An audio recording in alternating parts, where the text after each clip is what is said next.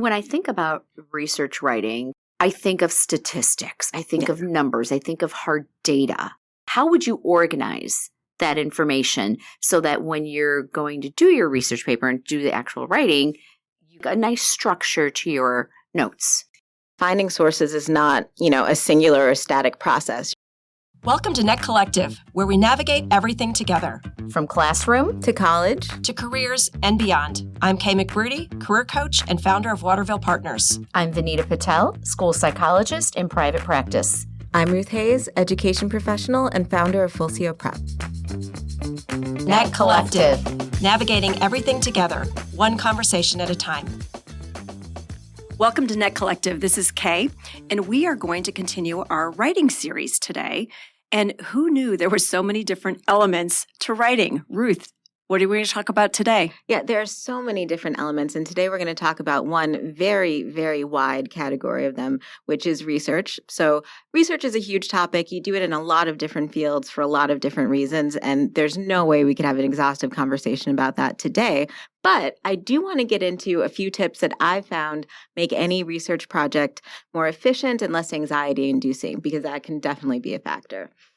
Awesome. I know it's interesting that we're on this writing series, and it dawned on me that as a career coach, I actually I don't realize how much coaching I'm doing on writing activities and how many of the tips that you're giving, I'm able to translate and give to my clients, whether it's cover letters or resumes, LinkedIn profiles, networking emails. There's a lot of written word that people are using at different points in their life. Exactly. And this is to take a brief detour. This is why I love interdisciplinarity so much, because I think the more expansive and almost synesthetic you can be about how you approach different tasks, the more you can have to bring to bear on them. So I think that's a great example. The same thing like, we're talking about for college essays, thinking about yourself as the subject of research and writing out your own narratives to then mine for something that you want to write about in a larger essay.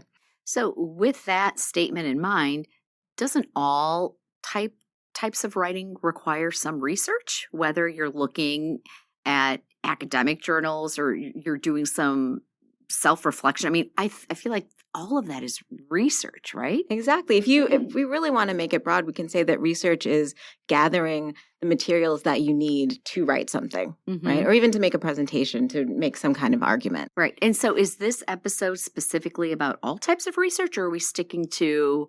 We're going to mostly focus on academics since that's what people are doing, but all of this will be useful for anything else. And one thing I have learned just being out in the world is that all of these academic skills help in your life, Right. Well, I was going to say cover letters. I mean, if you are writing a cover letter to a company, you need to do research to find out about the company or the person that you're writing to. And so it's maybe a micro version of what you're going to share with us today, but I think some of the principles can be applied. Absolutely. And especially some of the things about separating out your tasks and making sure that you have time for everything, you can make the process a lot more streamlined.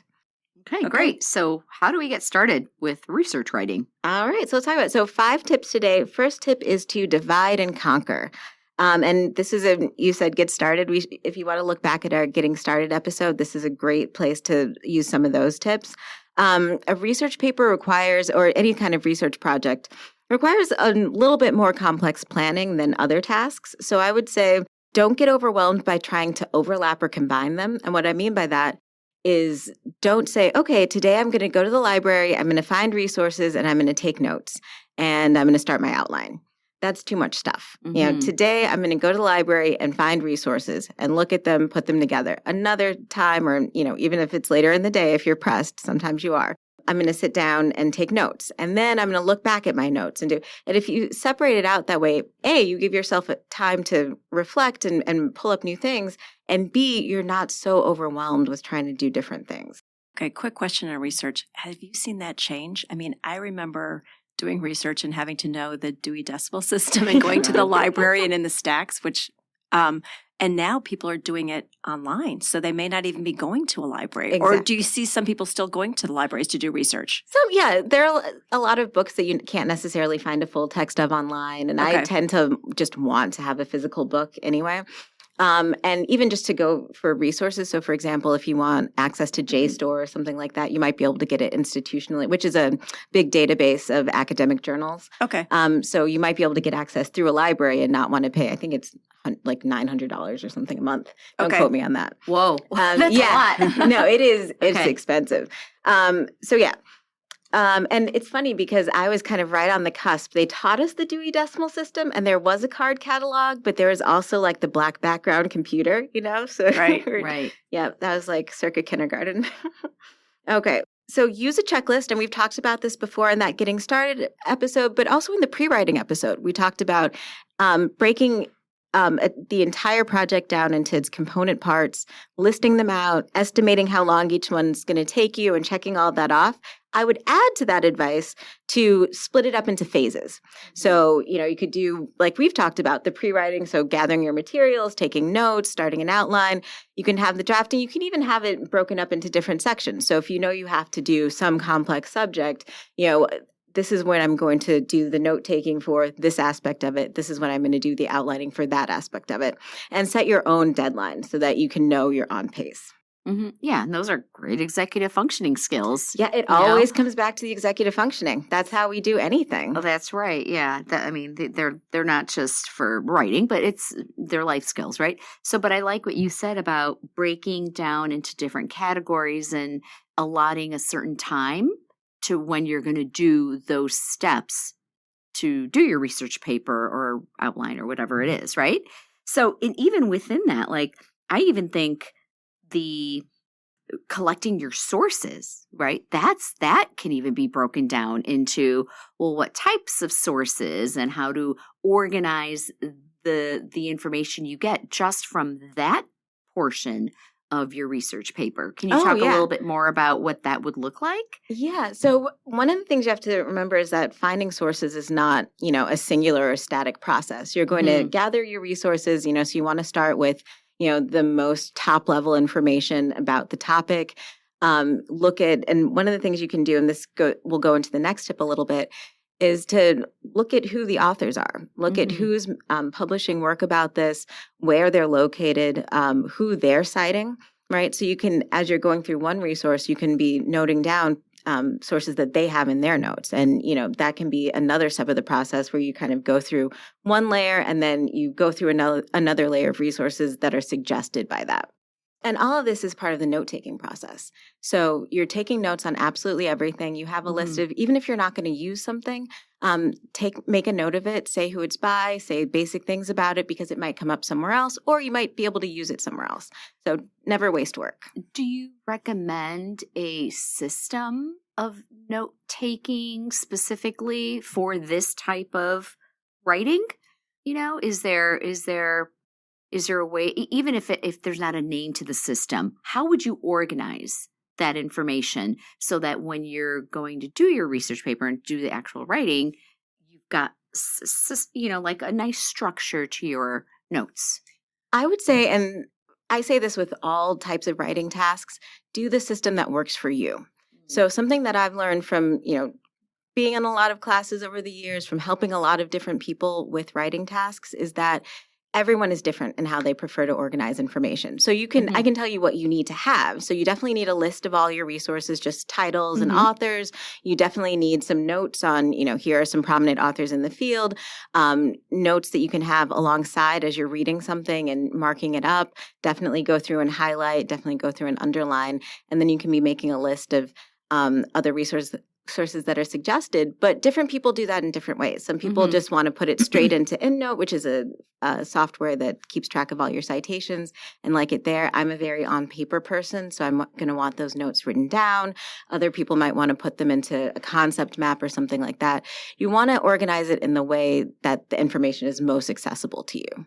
Okay, so that part can be negotiable, but the actual content of what you're taking notes on. Can you repeat that again? Yeah, so you're taking notes on the resources themselves. So what are articles and books that you're finding? Who are the people who are writing them? So you can kind of look for their names. And then as you're looking through that first tranche of resources, who are their citations? Who are they referencing? What are they making you think about that now you want to search? I would also recommend keeping just a running list of search terms so you can come back to it. If there's anything that you think of term nomenclature that you haven't seen before, that's all great to note down, however you like. And how recent should our sources be? I mean, I think that there's some great research articles out there that you can use, or academic or whatever sources that are out there, but some may think, oh, they're dated. Or should we discount older sources, or do they still have a place in? And I know that it's a very general question because I think it matters on the topic, but what are your thoughts on the recent sources out there versus some that are still good but maybe older? Great question. And again, I'm going to answer, it depends. I think that's a part of kind of organizing your sources and thinking about it, because you need to think of, how up to date does this need to be for this topic? So if you're writing something about, CRISPR and gene editing, all that stuff needs to be super fresh because things are changing all the time. And it's a fairly new topic. New topic. But, there is historical research. You might need to look at archival resources. I always think of, looking at, astrology charts from thousands of years ago to say something about astronomy today. It could be from any place, but I think one of the tasks is to think about how up to date does the information need to be, where does it come from, and kind of what's the through line. And that's something you can think about as well as you're gathering these resources. What's the overall narrative of information that's being laid out? Great. Okay. So you've covered divide and conquer, tip 1. Tip 2 is to vet your sources thoroughly. And that goes back to what we're talking about with the authors. This has become an even bigger problem now with AI. And I know a lot of people are using that for some of these initial phases, which is great, but you got to double check. Because I've read stories about lawyers turning in a brief and there's, fake articles in it, fake journal articles, because AI just kind of comes up with something that seems plausible. So I would say definitely look at who the people are. If you see someone, just do a quick bio search. Do they actually work the place they say they work? Are they a well-respected person in this field? Is there anything hinky about them? Just to make sure. And then, as we discussed before, identify a few key experts and kind of branch out from there. Who are they working with? Where are they giving presentations? What organizations are they parts of? And that can give you some good leads as well. And this is not a narrative. These are resources, and so there has to be credibility. Exactly. So definitely check those sources. Yeah. Absolutely. Yeah. Double and triple. All right. Okay, great. So tip 3, and this is a subject I'm very passionate about, index cards are your friend. So even if you are putting everything in EndNote, even if you are doing all of your outlining on the computer, I would say please use index cards. They're great for citations, and just having a physical object can be very, very useful during this process, right? So you can use it as a bookmark. You can put it in, you can group them together and think about what topics you might want to discuss at the same time. You can make one for each citation and kind of move them around and put them into groups. I think just the kind of hands-on concept mapping that you can do really, really helps. And correct me if I'm wrong, Vanita, I think if you're actually using hands-on materials, you have better recall and you can analyze better. Yeah, you're connecting the information more. There's a processing that goes on when you're writing and you're thinking at the same time. And then you have an actual physical source to review, and by the way, it also goes back to your first tip, which under divide and conquer, which about organization and the pre-writing, right? So you need to be able to organize all of this data, especially for a research paper. And index cards, to me, they're never going to go out of style. Never. They're never going to go out of style. So it's a great, simple resource, and you can color code if needed, right? Exactly. And you don't have to be beholden to a document. You don't have to, if you're me, you don't have to say, oh no, I ruined the formatting. Let me go back and do my bullet points over it. No, you can rip up an index card, put it in the recycle bin. Don't do that too much.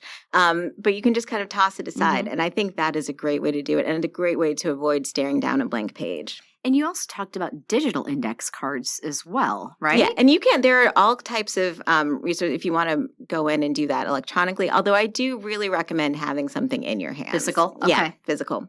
Okay. Yeah, and for the reasons that we just talked about, like Right. the processing issue is really more. I think it solidifies more of that information into your brain. Exactly. And I think it's Okay. just less daunting than sitting down at the computer. It feels like a different thing. Okay. What's next? All right. Tip 4 is to outline for logic, then clarity, then style. And I mean that in order of priority, not necessarily chronology. As we discussed in pre-writing, again, it all builds. You want to write everything down. So if you're very early in the process and you think of an amazing alliterated title, write that down. If there's a quote or a piece of information that you know you're going to use, get that down. If you think of a turn of phrase, jot it down. But when you're starting to outline, especially with a research paper, first and foremost, you want to think about that logical chain. And I think the thing I've done in my life that's helped me with this most and just organizing thoughts and putting a narrative together is doing policy debate. I was on the debate team in high school. And so you build a case. So you want to take someone from here's what we're talking about to now you agree with me. And you have to put together all the links in that chain. So that's always where I start with the paper. So what am I trying to convince you of? Because every research paper is a persuasive paper. You're saying, here's the conclusion and here's why I reached it. So lay things out, think about the logical order that they go in, how you want to group things together. Make sure that your argument is solid before you worry about what you're going to write at all.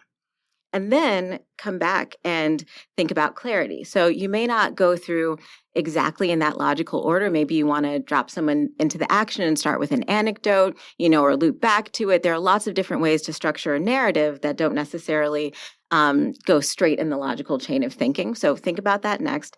And then you can get to style. Style does matter. Don't let anyone tell you it doesn't, no matter what kind of writing you're doing. So then once you have that organized, you know how you want to tell the story, you can sit down and start telling it. And those are all separate tasks. So the style piece, okay, I understand the logic, okay, when you're talking about make everything sound logical and and the clarity, be real specific with what you're saying. The style, that's subjective. Or subjective. So what are the different styles for this type of writing? Oh, yeah. By style, I just mean making it as concise, as effective writing. So, in those first couple of steps, I wouldn't worry too much about, am I going to use this synonym or that synonym? So when you're looking at style, you're kind of just running back through and saying, okay, did I express this as well as I could? That's where you do like what we usually think of as editing that you would do for a non-research paper, right? Because you've vetted all your sources, you've got the logical case made, you have all your evidence in, and now we're just going to make sure that we're doing it in the smoothest way possible. Okay. Would word choice go into that? Yeah, word choice.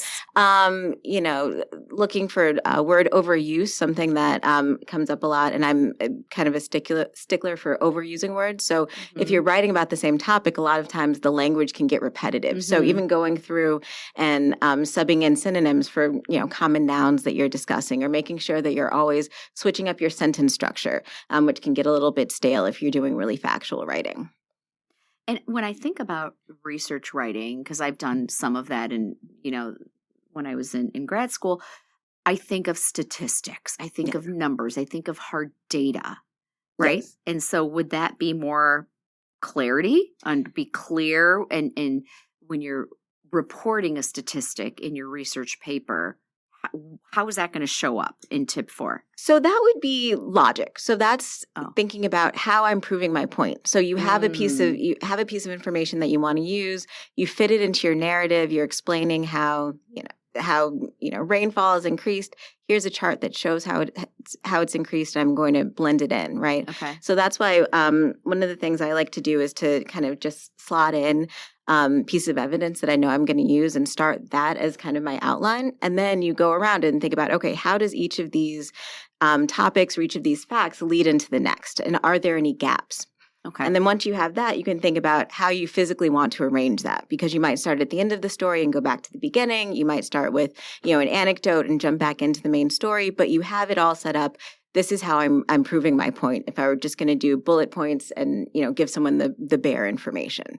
That's kind of the logic. And then clarity is thinking about how you organize your narrative. Okay. So like what order you want to do things in, how do you want to break up your sections, when you should break up your sections, that kind of thing. It's interesting because I'm listening to this, thinking about it in terms of the cover letter, my mini little version. And I think that the logic, what's the point of this paper, of this short note? And I think maybe applying some of these to smaller writing samples is interesting, right? Yes, yes. And so you want to have somebody call you back, or you want someone to schedule an interview with you. So you know what the ask is or what the end game is, but you need to convey that and how you do that in terms of you want to do it concisely for sure. Yes. And you want to be logical, and you want to figure out what's your style. Is it more professional? Is it more casual? Is it more urgent? But figuring out that style piece. So, I mean, I can see some of these elements again and how they translate into non-research, or traditional research topics. Oh, 100%. And, if you're going to say write a one paragraph email to, a professional contact, you can go through those 3 steps. So you can say, okay, what is it that I want to really get across, like you said, Kay? And then what's the best order to do it? So should I introduce myself first? Should I introduce this person I know first? How do I want to lay that out? And then did I write this the best way I could? Am I using strong, direct language? Am I taking out anything that doesn't need to be there? Am I using the best synonym that I could and using distinct words? Right. Great. Yeah. And all 3 of those, logic, clarity, style, really can go into any type of writing, right? Yeah. And I kind of just had a little light bulb moment. I'd say all types of writing, if not most, have some research element to it. Oh, yeah. Even if you're writing about your favorite memory, which is narrative, or, we talked about the college essays. There's a research element to that, right? Absolutely. Yeah. And that's why, we talked about in college essays, you can separate that out. A lot of people say, okay, I'm going to write, about the summer I spent in Cambodia. Let me sit down and write. No, lay out the narrative, write down everything you can remember about it, and then go back and think about what you want to share and what you want to put together into a narrative. So they're all different types of research resources out there. Some may just come from our heads. Yes. In the form of a memory, or some are much more structured and what's the word, professional, or they're coming from they're coming from a library. Exactly. The internet, coming from a library, or you have to get into ERIC, whereas it's the database for all the academic journals. So there's always that research element. I never thought of it in that way. Oh, yeah. This sounds silly. This is a little, like thank you notes. I love when I get thank you notes, like in the mail, like thank you for this. I mean, even that has a little bit of research in there because they're thinking back to what they're thanking you for. Oh, 100%. Right? One of the biggest things might be a stretch, but I do that. Like as, a business lady when I'm, doing professional emails and things like that, I definitely approach it that way. I, read every email I send at least 3 times to make sure that I'm using, the best language that I can. And a lot of times you'll find something, the analogy I use with my students is to just keep rinsing till the water runs clear. Like keep reading it until you can't find anything that you would make better. Okay. Excellent. All right. So tip 5, retype between drafts as much as possible. And so this is one that I haven't really encountered a lot of other people talking about, but I really like. And I think it goes to that kind of rinsing until the water comes clean. Because when you're retyping, 2 things. 1, you might catch typos that you wouldn't otherwise, because if you're just skimming something you already wrote, you know what you meant to write, right? And I've actually had students who will be reading a paper out loud to me and read something other than what they wrote. That's better. And so that's what they have in their head, but they never noticed that it wasn't on the page. The second reason to do that is because you can catch edits and you can find ways to improve that you might not think of on your own, right? So you might be fine with the sentence and like copy and paste it over, but as you're like physically recreating it, you realize it could be arranged a different way, or you could use different language, or you could put it somewhere else, or actually, do I really need this sentence? And you give yourself a chance to do that. So if you have the time, I would say do that for the entire thing. Or if there's a certain section that you're struggling with, how to put it together or how to, get the language right, definitely do that for at least a portion of it. I found that very helpful. Awesome. So there's, I think I had a professor who said to me, when you're in, this might have come up in one of our previous writing episodes, read with 2 different hats on. One hat is your content, read for content or edit for content. Take that hat off, obviously imaginary hats. And then the second imaginary hat is read for mechanics. Yes. And revise for that. This way, you're not doing all of it. And remember, our brains can only handle so many things to look for and scan for at once. So go ahead and break that up. content mechanics and draft those as needed. Yes, I absolutely agree with that, because that goes back to, we talked about in the first tip, divide and conquer, not overlapping your tasks, because those are two separate things. Making Mhm. sure that you have the narrative the way you want it, making sure all the information is in the right order, but then that's a separate task to go back. So a lot of times, if someone's struggling with phrasing, I'll tell them just write down the information that you want to be here, just as a placeholder, and then you can always come back and read.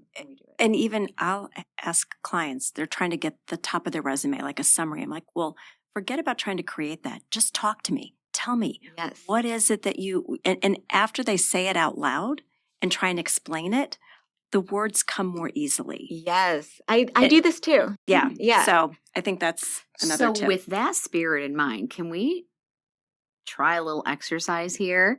Can Sure. we put these 5 tips into practice with an example research writing piece? You said that you did some policy work, some debate. I think that that's a really great way to learn, is to have these strategies and then actually apply these strategies to a real or fictitious. Yes, that's actually a great suggestion. So we can use as an example the very first research paper I ever did in 2nd grade, which was on toucans, and I was very excited about it. And I remember for the whole year, whenever I saw Toucan Sam, I was like, I know all about you. So first we have to start off. We have the topic. We know what we're doing. You would look at, if you're doing this for a class, you would look at the rubric that your teacher gives you. Make sure you know the entire thing. Just like you read a recipe before you start cooking, make sure you know everything that you need to do. I would give myself deadlines. So this is going to be due on, June 15th. I want to have my final draft ready to go by the 13th in case anything happens. So that means I need all my resources by, and just kind of walk yourself backwards from that. So then I would think about gathering my resources, vetting my sources. So I would want to look up, start from very general places. This was back in the day, so I actually started in the physical encyclopedia, but you can start from Wikipedia. Don't cite Wikipedia, but it's a good resource just to find general things. So see who are some of the names that are coming up, what you can suggest. And then like we were talking about Vanita, see how up to date the information needs to be. Mm-hmm. So are there any, recent discoveries in toucan science that we need to account for? Is there anything that's controversial? And if there is, who's on either side of it and which side is credible? And which side Question. isn't? When you say toucan, are you talking about the bird? The bird. Okay. Just wanted to make sure. Okay. The bird. The bird. Yeah. It was Okay. super exciting. The biggest word I knew, I think, was interesting. And I was like, I'm going to say this is interesting. Yes. Well, back then, Exactly. you said you were in 2nd grade. Yeah. Okay. And so then, you get your index cards. I would make one for each of these sources just to kind of mix and match them, or you can do that in, EndNote or wherever you want to put it, and start taking notes. So start from those very general sources, make a note of who those main toucan scientists are, what are some major, works in the field that I should know about, and get that running list of other resources that I might want to find. So who are the sources at the bottom of the Wikipedia page, and who are the sources at the bottom of those articles, and just go from there. And you said Wikipedia is good to use. It's fine to use. I think it's fine credible. to use as like because it is edited, like you want to vet everything. So I wouldn't just take it at face value, but just in terms of like giving you some general resources about a topic, especially if you're going in top level, it can be a good way to do that. I mean, maybe directional information as opposed to specific citable. Exactly. Mm-hmm. Yeah. Just kind of where to go with it or something like that. I would say just start very broad. I think if you try to be too specific and too focused in your research initially, that can really hinder you because you can wind up not seeing things you should be looking at and getting overwhelmed by trying to kind of assess the information while you're gathering it. All right. So then I would put my outline together. So what do I want to say about this? Do I want to give a history of the toucan? Do I want to talk more about, how they how their habitat is now and how they're responding to climate change. What do I want the focus to be? And that's the logic part, right? So what do I want the focus to be? What do I want to prove about, their habitats or something like that? What information from these resources am I going to put together to do that? So you do that, make sure your chain of logic is airtight, so we get the person from, hey, here's a toucan, to now you agree with me about toucan habitats. And then we go back and make sure that we know how we're telling the story. So do I want to start off with an anecdote about, a toucan encounter that really changed the scientist's life? Or do I want to jump in with something statistical? Or, how do I want to do it? And then once you have all that down, go back and look at style. And then I would, again, be retyping in between. This was a very short paper, a second grade, so I would definitely recommend that. I think it was a one-pager. But if you have the opportunity to do that, it can really help. And if you have a one-page response paper or something like that, that can really help you get to the best level with it. Awesome. Hey, excellent. Wonderful. So thank you for that. So we've got the 5 tips. And they'll be on the website as well. Yep. I'll have a little worksheet that has some bullet points under these. You can take this and have it on the side as you do your next project. Awesome. Thank you. Thank you. If today's conversation resonated with you, please share this episode with anyone who may need it and follow us at netcollective.org or wherever you get your podcasts so you won't miss what's next. We are N.E.T Collective, navigating everything together, one conversation at a time. Thanks for listening.